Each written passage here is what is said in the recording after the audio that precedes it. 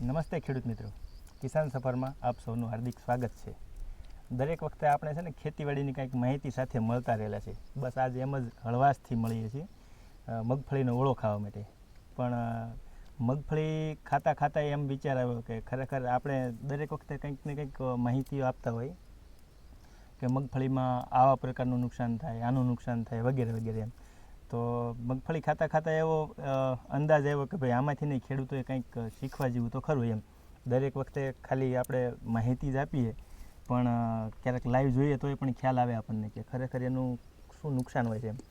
આપણે ખેડૂતોને શરૂઆતમાં જ કહેતા ને કે ભાઈ જેટલી છુપી જીવાતો છે ને એ નુકસાન કરે એ આપણને દેખાતું નથી પણ એ ઘણું બધું હોય છે એમ. 15-20%, 25%, 30% સુધીનું હોય છે.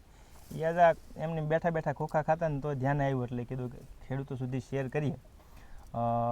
વાયરવર્મ છે ને એ છુપી જીવાત છે. ખેડૂતોને પાયાના ખાતરોમાં જે આપણે કહેતા હોય ને કે ભાઈ હળેલું ખાતર નાખવું, ગળતિયું ખાતર નાખવું, ખાતરને હેડવીને નાખવું અને નથી હેડવતા અને જે પ્રશ્નો આવે જેમ કે મૂંડા હોય, તળકીડી હોય, ઉધઈ હોય કે વાયરવર્મ હોય, આ બધી જીવાતો જમીનની અંદર રહી અને આપણા છોડને, મૂળને, થડને નુકસાન કરે છે. અને કેટલુંક નુકસાન કરે છે એ આજે આપણે જોવાનો, સમજવાનો પ્રયાસ કરીશું એમ. જરાક આ બાજુ કેમેરાથી બતાવજો કે જેટલા મગફળીના પોપટાઓ છે ને એમાં આ રીતે જે હોલ પાડેલા છે. આપણે ખેડૂતો આમ જનરલી પોપટો જોવે કાં તો બહુ સરસ છે પણ એ ખરેખર એનાથી એફેક્ટેડ હોય તો આ રીતે જો દાણા આમાં રહેતા નથી, મતલબ માટી અંદર વહી જાય છે અને ખેડૂતો માટે તો એ નુકસાન જ છે ને. આવા પોપટા લગભગ 15-20% જોવા મળ્યા. દેખાશે તમને. અને એ બધી જ અવસ્થામાં નુકસાન કરે છે. જો આ વાયરવર્મનું આજે તો મીન જેમની બને છે ત્યાં એને દંશ દઈ ગયું. જો એટલે ખ્યાલ આવશે. આવા 15-20% છોડવા જોવાનું કે આવી રીતનું ઉપર હોય હોલ.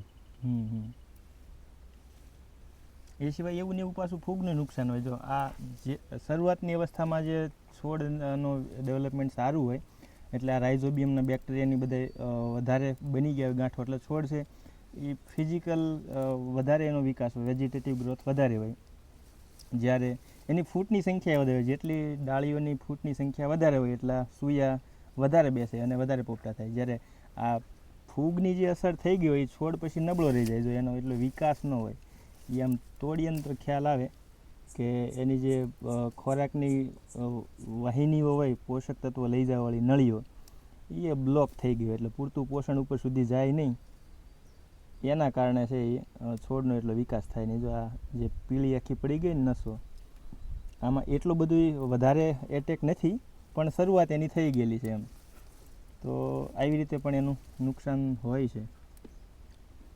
એ સિવાય જે વાયરવર્મ છે એમની ટેકનિકલ છે પૂરા પોષણ ન મળ્યું હોય ને એના લીધે સુયાના અંતે નીર રહી ગયું હોય, પોપટા પાકી જાય ને અમુક એમનામ રહી જાય છે. શું કહેવાય, અમુકમાં છેલ્લે સુધી નાગર બેઠા છે, સૂયા બેઠા છે. અમુકમાં એ નથી. એક જ વેરાયટી હોય ને આવી રીતનું થવાના કારણો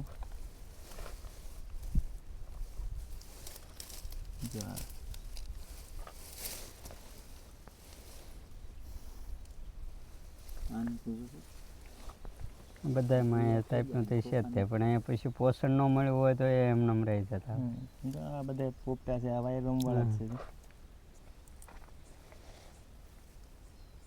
આના ખોખા કરવા હોય તો ઉપરથી એ જો વાયરવર્મથી જ અફેક્ટેડ છે. આમાંય છે. આ જો ફૂગના છે જે આપણે ખેડૂતોને કહેતા હોય ને કે ભાઈ કાળી ફૂગ છે, આ તો અડધે સુધી પહોંચી ગઈ છે. હજી ડેમેજ એટલો પોપટો થયો નથી પણ કદાચ વધારે આ ઓલું થઈ હોય તો આખા છોડ છે એ પછી પાણી પોચા જેવા થઈ જાય ને, આમ દબાવીએ તો પાણી કાઢે. પોપટો હોય તો અંદર તૂટી જાય કા તે કેવું. આ નાગર વાટે આ ફૂગ છે આખી ઓલી થઈ હોય તો અંદર ખોખા રહી જાય ને પાણી પોચાની જેમ દબાવે તો એમાં એનું નુકસાન થતું હોય છે. તો આ બધી હવે તો શું કે આ મગફળી પાકમાં છે હવે આનું કોઈ સોલ્યુશન નથી, પણ જે શરૂઆતની અવસ્થામાં આપણે વાત કરીએ ને કે ખાતર છે એ હેડવીને નાખવા, એમાં આપણે જે કેઇઝન માઇક્રોબ્સની વાત કરતા હતા કે ખાતર છે એ હેડવે, અથવા તો એના માટે આપણે ખાતરની ખાડ તૈયાર કરવાની વાત કરેલી છે, તો એનો વપરાશ કરે. એ સિવાય જે ફિલ્ડમાં ઓર્ગેનિક મેટરના ઓલા ડિસ્ટ્રોય માટે એ કરે.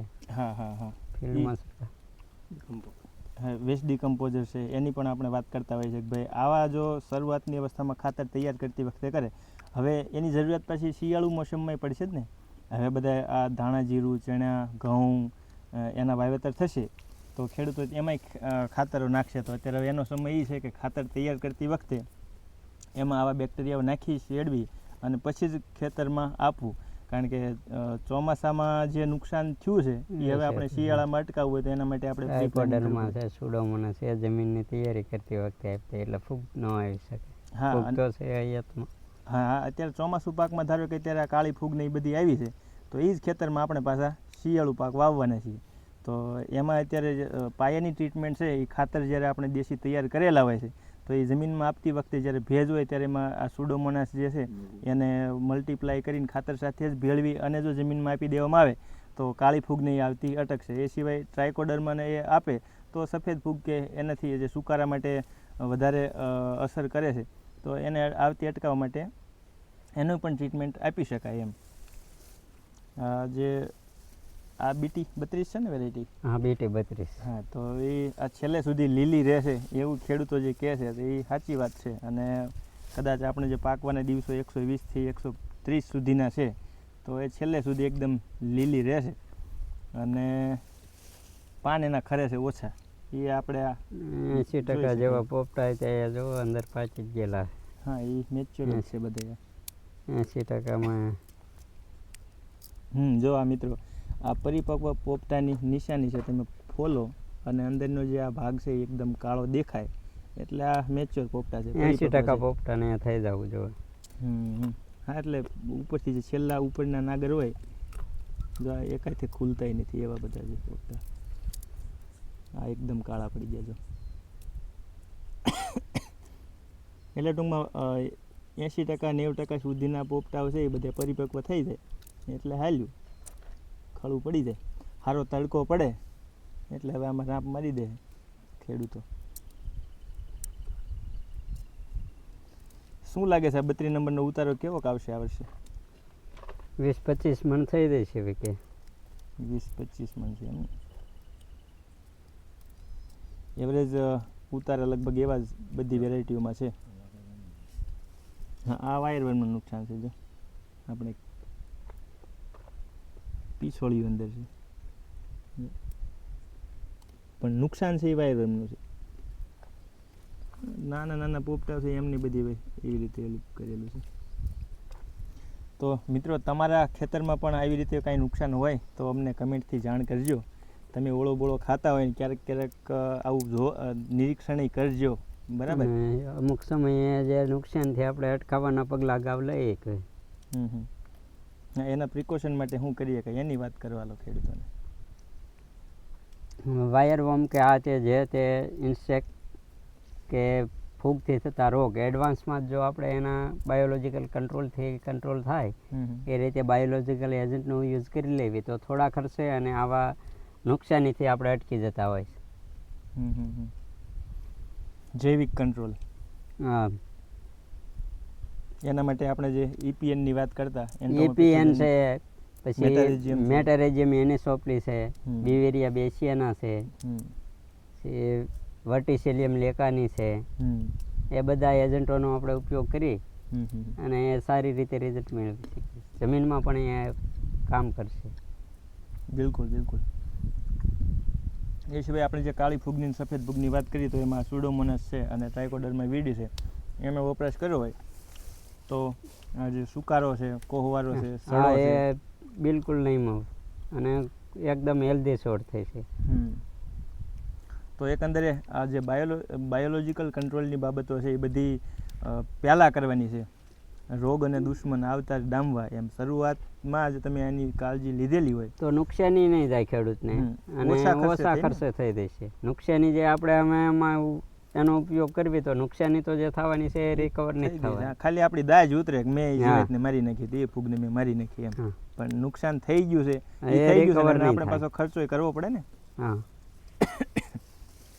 સરસ. તો મિત્રો તમે પણ આ નિરીક્ષણ કર્યું હોય ને જો તમારા ખેતરમાં આવી રીતનું જોવા મળ્યું હોય કે તો તમે અમને કમેન્ટમાં જાણ કરજો કે ભાઈ અમને આવા લક્ષણો દેખાણા છે, કંઈક વાયરવર્મ કે મૂંડાના નુકસાનવાળા પોપટાઓ છે એ જોવા મળ્યા છે, અથવા તો ફૂગના કારણે એફેક્ટેડ છોડ છે કે પોપટા છે એ પણ જોવા મળ્યા છે.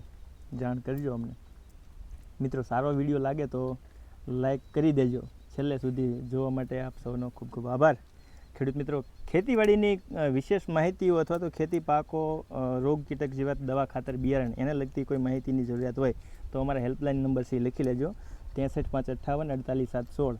બીજો નંબર છે 78 78 26 12 30 અને 81 28 87 15 51. આ નંબર ઉપર દિવસના સવારના 9 થી સાંજના 7 વાગ્યા સુધી ગમે ત્યારે તમે કોલ કરી શકો છો.